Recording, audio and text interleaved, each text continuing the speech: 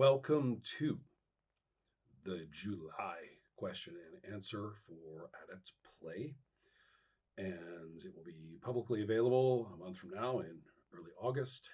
In the meantime, thanks to all patrons and in advance, thanks to everybody who's checking these out and has notions. Please comment here or a month from now at the site.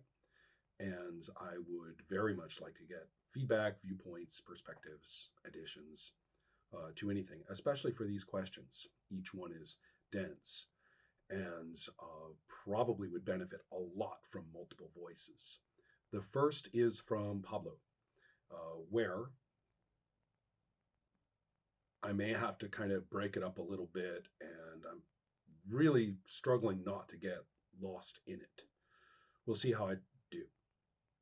All right, Pablo says, I was thinking that a common, perhaps endemic issue with games is that they focus on character creation and conflict resolution procedures, with the strong assumption that some ill defined magic will make them relevant in play. More generally, that this leap of faith is crucial to what a lot of the culture has been chasing for decades. There, he references my description of the basics as I presented last month. Okay, that's a lot of things to say.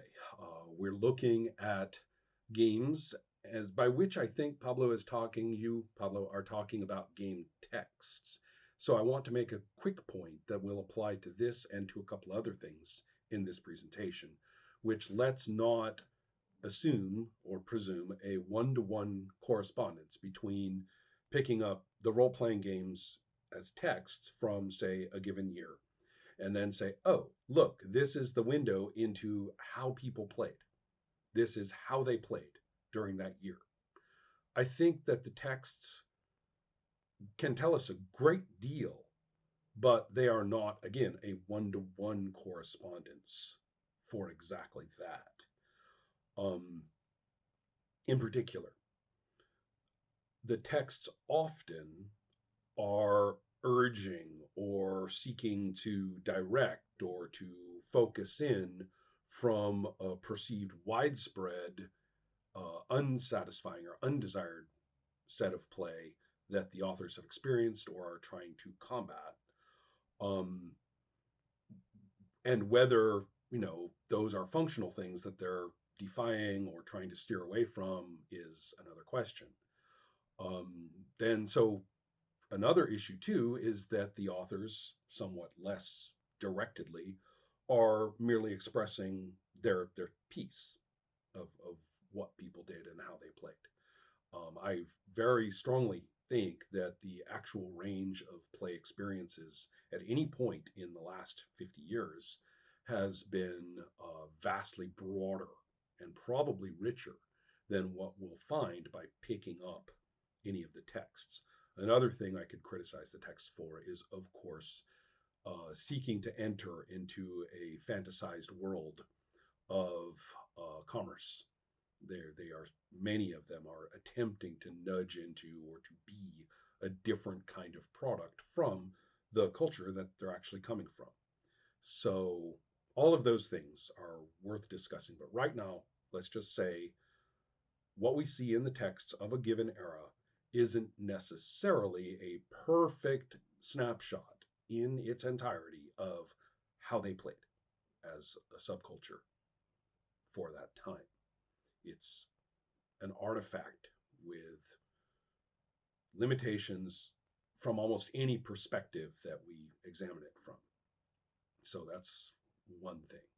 It's relevant here because I agree that if we look at the texts, that consistently in different confirmations, we see this generalization. A lot of focus on character creation and a lot of focus on conflict resolution and a certain either absence or kind of blithering quality, or what I think of as a desperation giving up quality of, well, then just take control.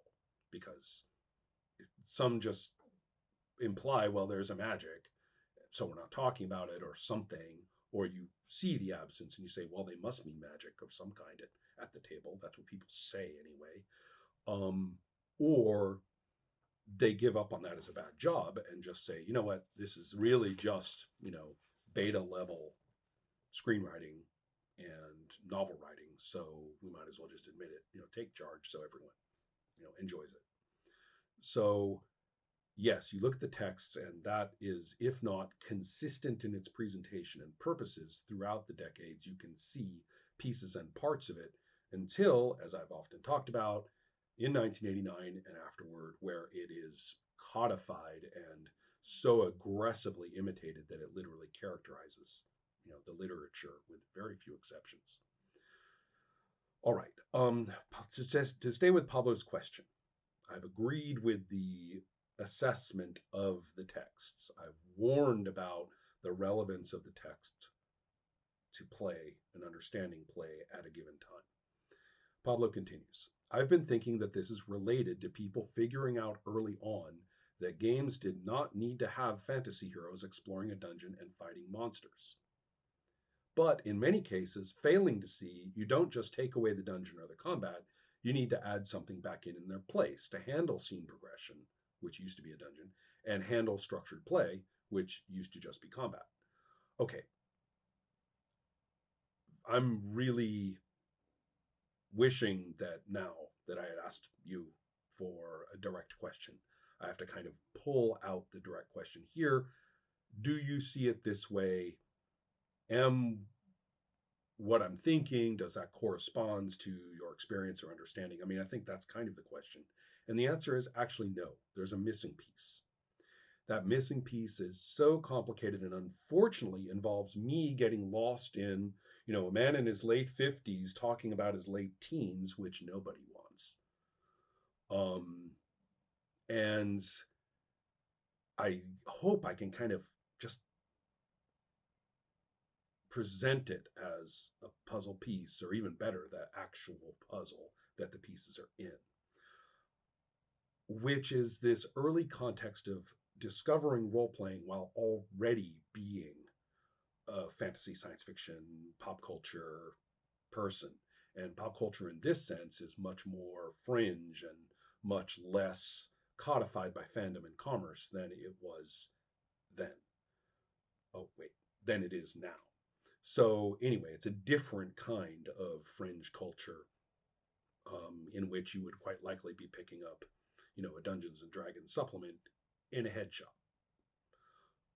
So the idea here is that this context of already being engaged in this kind of strange confluence of science fiction, horror, mythology, fantasy, whacked culture, which overlaps heavily with music and comics, which also entails a generation breaking dialogue. The people who got together about these things represented a real cross section of ages in a way that most other things don't. And also its overlap with gaming, which was very, very important for many people and almost unheard of or irrelevant for others. So this role playing thing is kind of hovering in the midst of all this. So in that context, and this is when I do speak for myself, who knows how many other people or not, but when I picked up original RuneQuest, or when I pick up the earlier forms of D&D, which in my experience were first Holmes and then the reprint of the 1974 that came out just afterward. So 78, 79, right around then, 78 is when I'm talking about. And I am looking at these things and I'm already versed in Fafhrd and the Grey Mouser. I'm already, up, down, left, right, and center in Greek and Norse mythology as they were, widely presented at the time. Literature, I'm, hip deep in Harlan Ellison and Roger Zelazny and Tanith Lee, and I'm ordinary. I don't need the bibliography in the D&D books to tell me about any of these authors, or if there's one or two that I didn't know, well, I know one or two that Gary doesn't know. So the the idea that you're coming to play with all of this, just you're so excited that you can be involved in doing something like this. The notion that the rules are present for the parts that are tricky, and that's all they're for, is strong in the mind. It's strong in the presence of why you're there and what you want to do at the table. The idea that you wouldn't know what to do with these rules is puzzling. No, what to do with these rules? That's where you came in. Now, the extent to which this actually occurred consistently was very poor. Again, incredibly diverse. We instantly had the tournament scene picking up on Dungeons and Dragons specifically as a contest of experience point and treasure accumulation. And a great deal of that found its way into the books immediately. And remember, the books for all of these things trailed after activity. And concentrating on Dungeons and Dragons is actually a little bit hazy because, well, there's a mental haze involved in talking about it among ourselves anyway. And also because in my opinion, most of these proliferating histories of this phase that we keep reading, they seem to me to be highly, highly dedicated to preserving a narrative that the author wants. So it's very difficult to kind of grasp if you say, well, this guy said this and that guy said, well, people can say anything. I don't know. I just can tell you what it was like for me. And I know that when I got together with military people playing this and they were all excited about Elric and they wanted as psychedelic and crazy stuff as they could, but it really was about clearing the rooms one after the other. Or you get together with some of your peers, a bunch of 13-year-old guys, and all of a sudden it's, sex jokes and, who can torture which prisoners and all sorts of stuff like that. And then you get together with some other people, and it is all just we are, puffing on the pipe weed from Tolkien, or rather the contemporary interpretation of Tolkien. And it's all about the fantasy, and so you're there with your own priorities. But the idea that you don't know that there's anything to do accept those specific rules, make up characters, and put them through combats, that's puzzling. I mean, I didn't encounter that until it was dealing with people younger than me. And sort of this next wave, by the time I'm into the early mid 80s, and then there are people who clearly have only encountered this and what those rules say to do. That's all they want to do and all they know. And they really don't have any contact with that literature at all. So I don't think that you or anyone should look at those texts and say, oh, so that's what they were doing, and that's what people knew how to do. That's how they encountered fantasy. That's what they thought fantasy was, and that's what they played. I think the texts are too artifactual to capture that window that I'm talking about. And nor am I saying that play was particularly successful. People were getting together and crazy priorities were bouncing off each other. And the new products and rewrites and stuff are coming thick and fast. And everybody's got a different body of artifacts in which to operate from in terms of rules and ideas. So it's kind of a mess, really. But it's a 70s mess. And as such, makes sense to me. So the idea says, okay, people figured out early on that games did not need to have fantasy heroes exploring a dungeon and fighting monsters. Well, hold on. There's two things. Yes, people are coming in who don't have to figure that out. They know that. But then we also have the people making the games who are, as they are seeing it and working only with things that people submit to them, they are seeing, well, that is what the only thing that people want.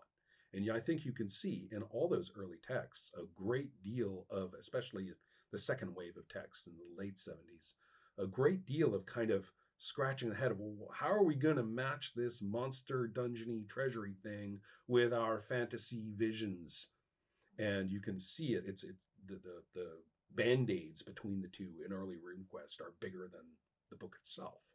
The the curious feature of early Tecumel, in which the planet is riddled with underground catacombs, which have been inserted into the pre-gaming content, inserted for purposes of gaming content. The idea of, well, we're going to turn this into a fantasy game. Well, I guess we got to stick some dungeons in there. Now, to what extent was this the Bloom family branding their notion of fighting in dungeons as being the activity in regard to D&D itself? Maybe that's playing a role. Who knows? They're the ones getting their books into Walden's books, and everybody else has crappy pamphlets in, the airplane stores and the head shops. So maybe, that had this legitimizing or attention directing factor.